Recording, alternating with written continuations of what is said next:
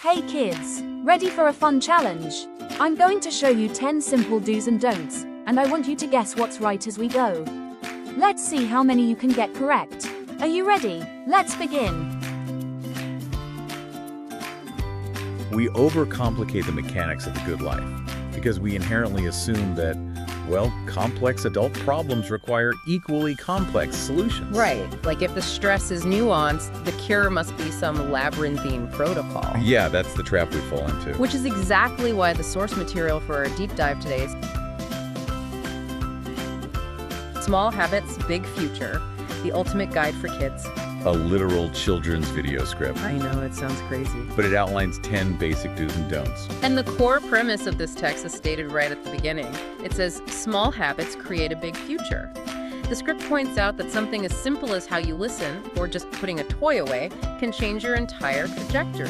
Which is such a profound way to look at it. It is. And our mission for you today is to strip away all that adult jargon we usually rely on. We're going to look at these foundational habits written literally for children and explore how they actually map perfectly onto adult psychology. Because it turns out, this might actually be the most straightforward operating manual for a low-stress adult life that we've ever seen. Seriously. So let's start where the script starts, which is outwardly. The first few habits deal entirely with how we interact with the people around us, the social foundation. Right, the basics. Kindness, respect, and listening. Yeah, and honestly, reading the first two, kindness and respect, it felt a little bit like looking at a generic HR poster in a break room. Be kind, don't bully, say please and thank you. Right. We all know this, don't we? Well, we know it in theory. But look at the mechanism the script actually points to. For kindness, it explicitly says to help, smile, and share kind words. Right. And to never hurt others. Right. And for respect, it highlights being humble and polite and not showing off. But here's the key. The text draws a direct line between these actions and your social value. Oh, how so? Well, it states, a kind heart is more valuable than anything else, and notes that respect is entirely mutual. It's not just about being nice, it's about building currency. Okay, I see that. But I actually want to push back a bit on the third habit here, listening. Okay. Because again, on the surface, this sounds incredibly basic. The script says to pay attention, understand, and don't interrupt. But isn't that just basic human communication? You'd think so, wouldn't you? Yeah. Do we really need to highlight listening as a primary pillar of success? We absolutely do, because there is a massive gap between a biological function, which is hearing, and a cognitive, empathetic function, which is understanding. Oh, that's a good distinction. Yeah, you're right that it sounds basic, but just think about the average adult meeting. How many people in that room are actually listening to understand versus just, silently waiting for their turn to speak? Oh, wow. Yeah, that is a very fair point. The whole waiting to speak phenomenon is rampant. Exactly, and the script defines listening highly specifically. It says, listening is not just hearing words, it means paying attention and understanding. Which takes effort. Right, it takes active cognitive load to process someone else's perspective without just immediately formulating your own rebuttal. Yeah, we're all guilty of doing that. Good listeners learn faster and become wiser. Huh. Learn faster and become wiser. And it adds, when you listen well, people also respect you more. It frames active listening not as a passive courtesy, but as a strategic tool. So you accelerate your own learning, and you automatically generate respect from your peers. Precisely. Because people inherently trust those who make them feel understood. That makes a lot of sense. It lowers the friction in your social network, basically. If you're kind, humble, and actually absorb what people are saying, you just become someone others want to collaborate with. Exactly.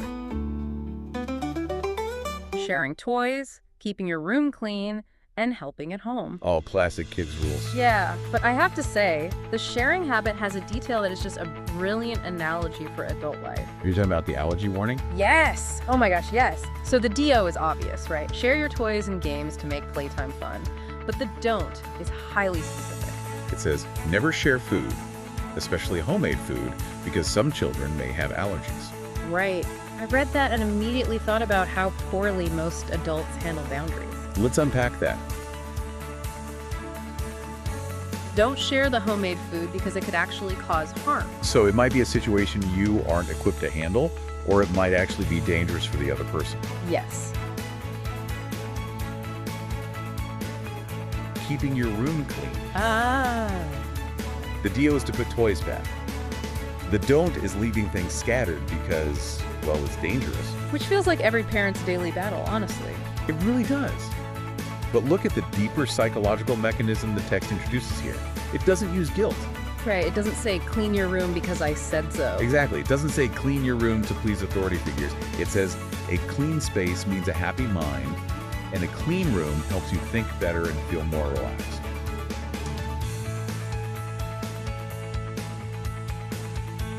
When your desk is covered in papers or, your inbox has thousands of unread emails, your brain is subconsciously processing all of those items as unfinished tasks. Like a background drain on your battery. Exactly. It creates visual noise and decision fatigue. So by teaching a child to put a toy away, the script is actually teaching them that they have control over their own cognitive state just by manipulating their physical environment. You reduce the visual noise, you reduce the stress, Right. and the text pairs that right away with helping at home, doing small tasks like setting the table. It says this teaches you important life skills.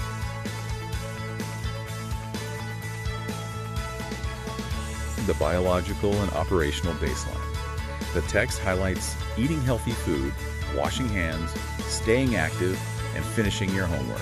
Now, I have to admit, seeing washing hands framed as a core pillar of success made me smile.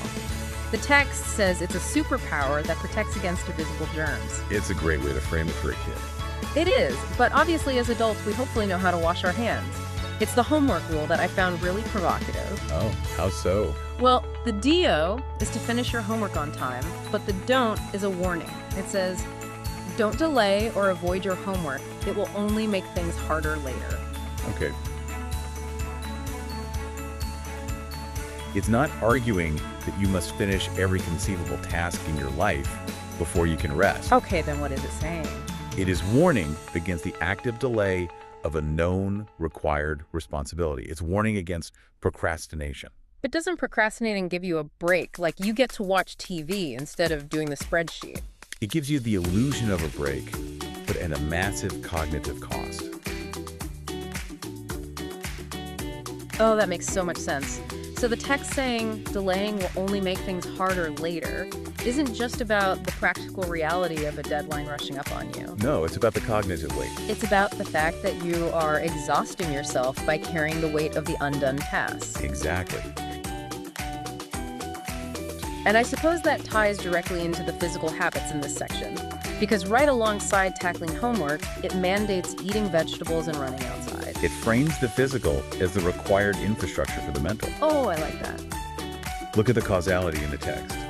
For healthy food, it explicitly says balanced meals give you energy to grow strong and smart. For staying active, even just 30 minutes a day, it says it makes your body strong and your mind happy.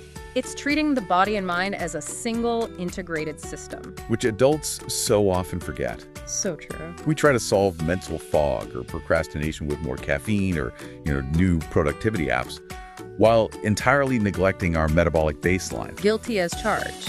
The script is basically saying you cannot expect to tackle difficult tasks or manage your emotional boundaries or actively listen to a frustrating colleague if your brain isn't receiving the proper fuel. Right. Or if your mind isn't benefiting from the neurochemical reset of physical movement. It's the ultimate reality check. You have to fuel the machine if you expect it to do the work. Exactly. So we've walked through this entire system. We have social grease through kindness and active listening. We have environmental control through boundaries and decluttering. And we have system maintenance through physical health and closing those psychological loops. It's a solid framework. It is, but individually, these are just isolated actions. Right. I mean, eating a piece of broccoli today or organizing your desk tomorrow doesn't inherently guarantee a successful life. Exactly. Which is why the script offers one final overarching concept, a catalyst that ties it all together. It provides a bonus tip, which is believe in yourself. Okay, classic kid advice. Yeah. It says, even if something feels hard, don't give up. You are smarter and stronger than you think. It is introducing the concept of self-efficacy, basically. The belief in your own capacity to execute these behaviors. Yes, but there's one specific line in this final section that stood out to me as the thesis of the entire document. What line is that? It says, every great person started as a beginner, just like you. Wow. That is a very grounding perspective. I think it's profound because as adults, we are terrified of being beginners. We really are. We hate not knowing what we're doing. We want the big future immediately. We want the promotion, the perfect relationship, the flawless routine, but you can't build a massive successful life without first mastering the daily mechanics. And honestly, it made me think about ship navigation. You change your destination by shifting your trajectory by a single degree at the very beginning of the journey. For the first few hundred miles, it looks like you're going to the exact same place. But over time, that 1 degree shift aggregates, it compounds, and eventually you end up on entirely different shores. That is a fantastic analogy for the aggregation of marginal gains. Right, and that's what this script is trying to teach. You have to be willing to be a beginner. You have to be willing to make that 1 degree shift today. Just small changes. Yes, choosing to actually listen instead of waiting to speak, choosing to clear the visual noise from your workspace, choosing to close the mental loop on a hard task so you can genuinely rest. None of those things feel life-changing in the moment. Following these habits every day makes you a kind, smart, and successful person. Every day. Right, it's rejecting the idea that success is a singular event or a massive stroke of luck. It frames the big future simply as the mathematical result of consistency in the fundamentals. Consistency in the fundamentals. It really does operate like a manual. It reminds us that active listening isn't just polite, it's how you accelerate learning. Setting boundaries, even simple ones like not sharing something you can't guarantee is safe, is how you protect your capacity. And tackling the hard task first is the only biological way to actually achieve a stress-free state of rest. But the complex adult coping mechanisms you refuse to let go of. That's a great question to ask. If every great person started as a beginner, what complex adult behavior do you need to actively unlearn today so you can get back to the basics? Remember, good habits start with small daily choices. By encouraging kindness, respect, and responsibility, we help children grow into confident and caring individuals. Follow us for more parenting tips, life lessons, and family-friendly inspiration. Thank you for watching, and have a wonderful day.